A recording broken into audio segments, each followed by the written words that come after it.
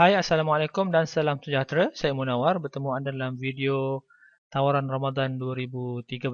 Okey, dalam video ini saya akan menunjukkan kepada anda salah satu daripada tawaran yang saya berikan kepada anda, iaitu lebih daripada 290 background muzik yang boleh anda gunakan untuk kempen video pemasaran anda. Okey, jadi saya akan tunjukkan di sini file dia dan saya akan tunjukkan contoh muzik yang saya akan tawarkan kepada anda. Okey, ini adalah file muzik yang saya tawarkan kepada anda.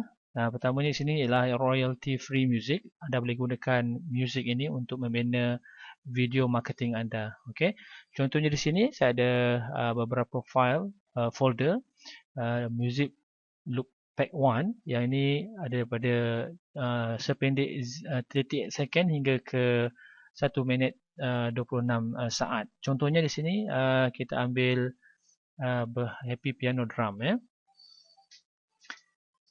Okey, ini ada contoh musiknya. Kemudian kita boleh lihat untuk contohnya music pack 2 ya. Contohnya di sini ialah medium tempo. Okey, dan anda boleh gunakan mana-mana muzik yang bersesuaian dengan video marketing anda. Dan di sini pack 4 sehingga ada 5 minit 35 saat. Jadi video ini anda boleh gunakan. Okey. Kemudian di sini ada juga background music. Okey. Tunjuk kepada anda. Contohnya di sini kita ambil contoh contoh di sini sebagai contoh saja. Ya. Jadi anda boleh gunakan muzik ini untuk membina video anda sebagai music background. Okey. Dan satu lagi sini adalah music video marketing. Okey. Contoh saya tunjukkan di sini mungkin yang slow melody. Ini 12 minit ya. Okey.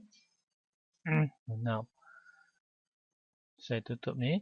Jadi kesemua muzik di sini ada total lebih kurang 290 muzik yang anda boleh pilih dan gunakan untuk video pemasaran anda. Okey. Dan di sini saya tunjukkan pada anda contoh satu video. Sorry, saya tutup ni. Video ni forex trading system ni sebagai contoh saja di mana saya menukarkan artikel saya pada artikel, iaitu teks artikel kepada video. Ya. Okay, saya tengok contohnya di sini ialah kita akan buka gunakan open with media player. Okay. Focus on price action changes everything. Let me show you my secret today.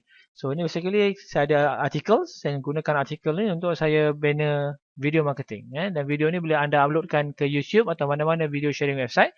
Dan anda boleh gunakan untuk bawa visitors, viewer ke laman web anda. Okay. Ini contoh dia. Ya. Jadi saya membina video ini menggunakan software yang mudah di mana anda masukkan saja artikel dan software tersebut akan membina video anda. Okey. Jadi saya akan tunjukkan dalam video yang seterusnya. Jadi apa yang saya tunjukkan dalam video ini ialah senarai ataupun sejumlah muzik yang boleh anda gunakan untuk membina video marketing anda. Muzik ini gunakan sebagai background. Okey, saya harap video ini membantu anda untuk kembangkan anda punya video marketing. Jumpa anda pada video seterusnya.